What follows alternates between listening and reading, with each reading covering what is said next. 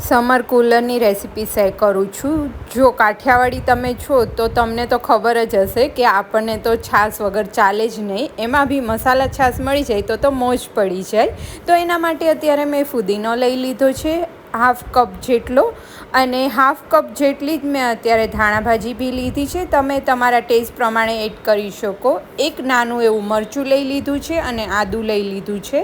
તમે ટેસ્ટ પ્રમાણે બધું એડજસ્ટ કરી શકો, પણ અત્યારે મેં સરખું જ લીધું છે ધાણાભાજી અને ફુદીનો બંને, અને થોડું આદું, નાનું એવું મરચું, તીખું અથવા તો મોરું લઈ શકો। અને હવે એમાં આપણે આઈસ ક્યુબ એડ કરી દઈશું। આનાથી કલર છે એ ગ્રીન રહેશે। જો આઈસ ક્યુબ એડ નહીં કરો તો ફુદીનાના લીધે, ધાણાભાજીના લીધે કલર છે એ થોડો ડાર્ક થઈ જશે।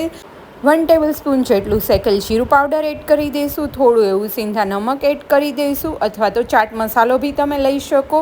હવે ફાઇન ગ્રાઇન્ડ કરી લઈશું। જરૂર લાગે તો થોડું એવું પાણી એડ કરીશું, બહુ ઝાઝું એડ નથી કરવાનું। ફાઇન પ્યુરે રેડી થાય એટલું જ પાણી આપણે એડ કરવાનું છે। હવે આઈસ ટ્રે લઈ લઈશું અને એમાં આવી રીતના પોર કરી દઈશું, અને આને ફ્રીઝ થવા માટે મૂકી દઈશું ફ્રીઝરમાં। ફ્રીઝ થઈ ગયા છે તો રેડી છે આપણા ક્યુબ, જે બહુ જ મેજિકલ કામ કરશે સમરમાં તો સ્પેશિયલી।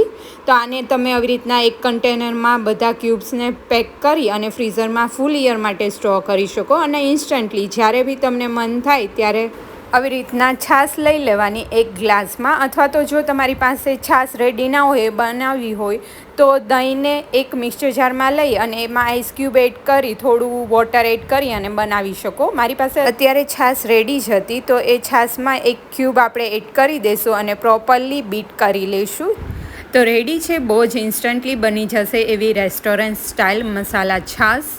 અને આ તમે આવી રીતના ક્યુબને પાણીમાં એડ કરી અને એમ બી પી શકો। બહુ જ ફાઇન લાગતું હોય છે। જલજીરા ડ્રિંક કરીને આપણે કહેતા હોય છે એ ટાઈપનું આ ડ્રિંક બની અને રેડી થશે જો તમે પાણીમાં એડ કરશો તો। આપ બી આ રેસીપી ટ્રાય કરજો। Thank you for watching my video.